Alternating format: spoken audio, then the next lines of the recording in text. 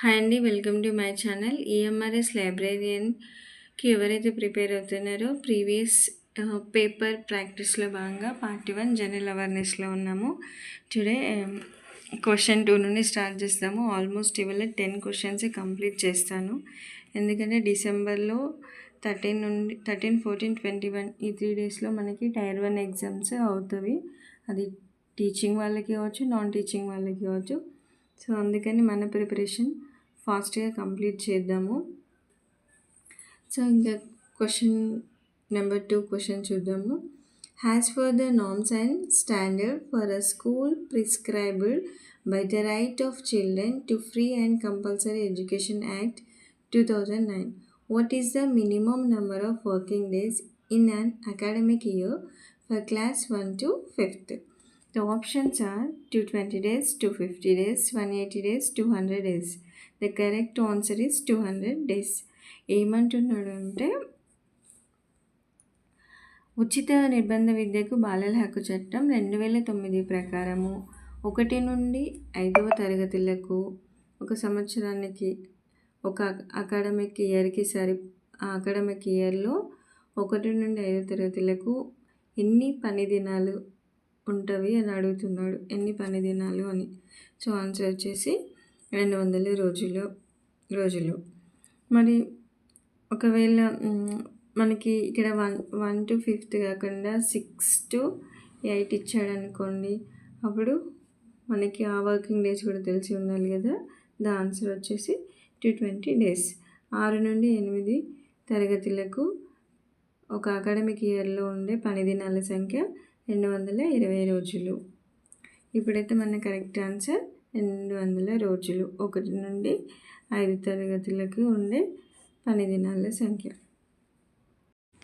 Third question. Who among the following was member of the constituent assembly of India who also served has the governor of West Bengal? The options are, ఈ 4 ఆప్షన్స్లో ఉన్నవారు అందరూ రాజ్యసభలో సభ్యులు.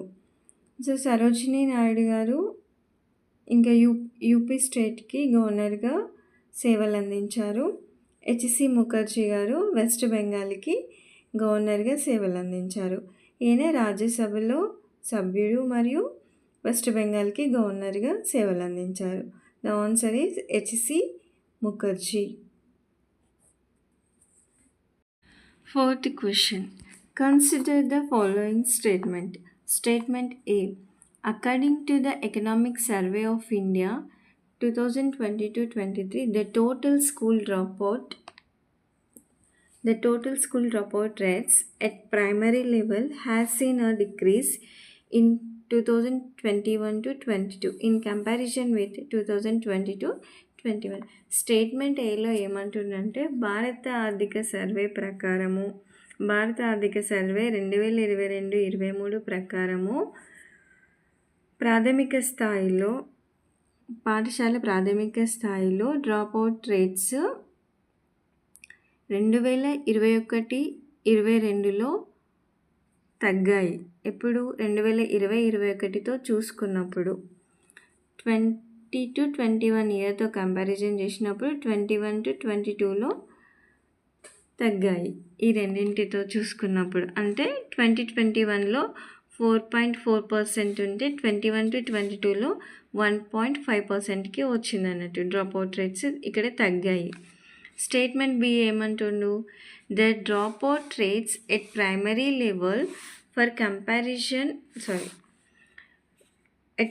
Level for the year 21-22 is higher for boys in comparison with girls. ఇక్కడ ఏమంటుందంటే dropout rates ఎక్కువగా ఉన్నాయి, 21-22లో ఎక్కువగా ఉన్నాయి. అది ఎవరిలో ఎక్కువ ఉన్నాయి? బాయ్స్లో ఎక్కువగా ఉన్నాయి, గర్ల్స్లో తక్కువ. గర్ల్స్తో కంపేర్ చేసినప్పుడు బాయ్స్లో వాళ్ళ యొక్క డ్రాప్అవుట్స్ ఎక్కువగా ఉన్నాయి అని చెప్తున్నాడు.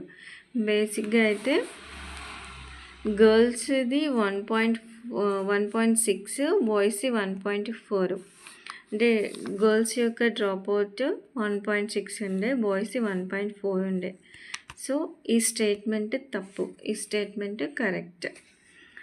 So options A is correct, B is wrong.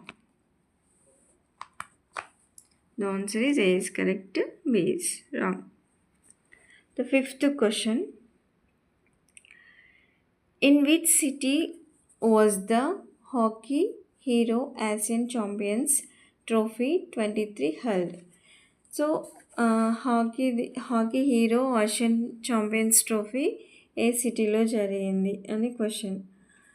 Options వచ్చి Cuttack, Trivandrum, Chennai, Bhubaneswar. The answer is చెన్నైలో జరిగింది 2023.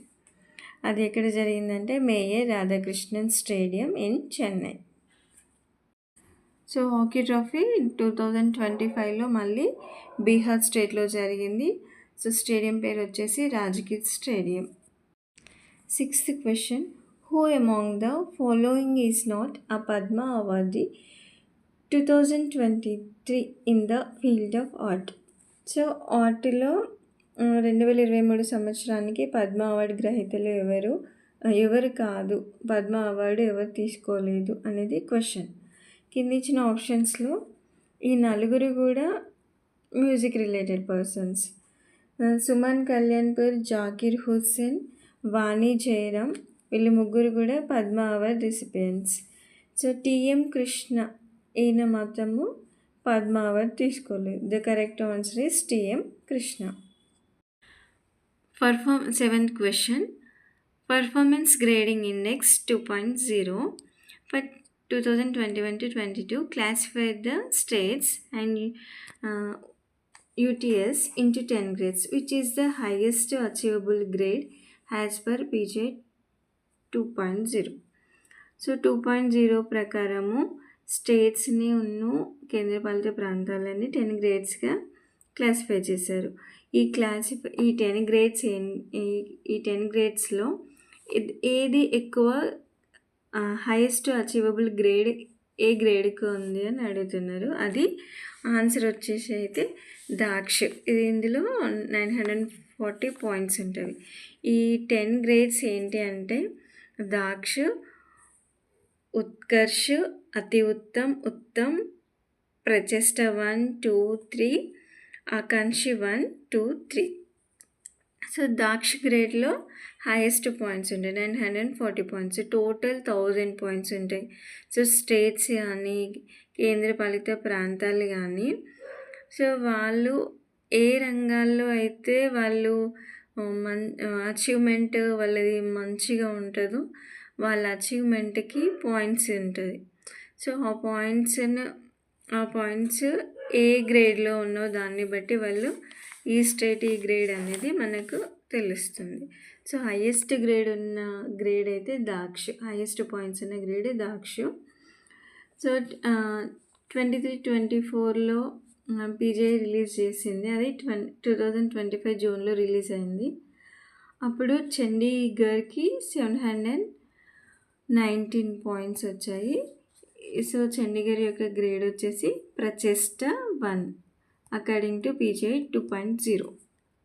8th question is, which of the following was authored by Olympe Gouges after the French Revolution as a critic of the Declaration of Rights of Man and Citizen for having excluded women from basic rights? ఏమంటుందంటే French విప్లవం తర్వాత మహిళలను వారి ప్రాథమిక హక్కుల నుండి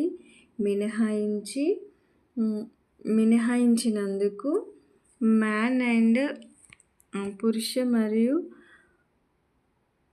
పౌరుల హక్కుల ప్రకటనను విమర్శిస్తూ ఒలింపే గౌజెస్ ఒక ప్రకటనను రచించారు. అది ఏంటి అంటే declaration of the rights of all French citizens. ఇందులో కరెక్ట్ ఆప్షన్ వచ్చేసి declaration of the rights of women and women citizens. ఇది correct answer. Question, which of the following substances is not acidic? ఇక్కడున్న వాటిలో ఆమ్లము కానిది ఏది అని అడుగుతున్నాడు. So basic soda, curd, vinegar, spinach. ఈ 4 కూడా ఈ నాలుగింటిలో కర్డ్, వెనిగర్, స్పినచ్ ఇవన్నీ యాసిడిక్ నేచర్ కలవి. సో కర్డ్లో lactic acid, vinegar acetic acid, స్పినచ్లో యాక్సిలిక్ acid ఉంటుంది. బేకింగ్ సోడాలో బేసన్ ఇది సోడియం బైకార్బోనేట్, బేసిక్ సోడాలో ఉండేది సోడియం బైకార్బోనేట్. సో ఈ basic substances it reacts with acidic one. ఈ బేస్ యాసిడ్తో రియాక్ట్ అవుతుంది. సో ఇది ఎప్పుడైతే యాసిడ్తో రియాక్ట్ అవుతుందో అప్పుడు మనకు కార్బన్ డైఆక్సైడ్ ప్రొడ్యూస్ అవుతుంది. సో ఆన్సర్ వచ్చేసి baking soda. Baking soda is the answer. 10th question వచ్చేసి who among the following in 1854 authored the Hard Times critiquing the rapid industrialization in Europe and it's negative effect on people lifes. So ఇక్కడ ఏమంటుండు అంటే 1854లో యూరోప్లో industrialisation పారిశ్రామీకరణ వేగంగా జరిగి దానివల్ల ప్రజలపై ప్రతికూల ప్రభావం ఏ విధంగా ఉంది అని సో దాన్ని విమర్శిస్తూ హాట్ టైమ్స్ అనే పుస్తకం లేదా నావెల్ని రాసింది ఎవరు అని అడుగుతున్నారు.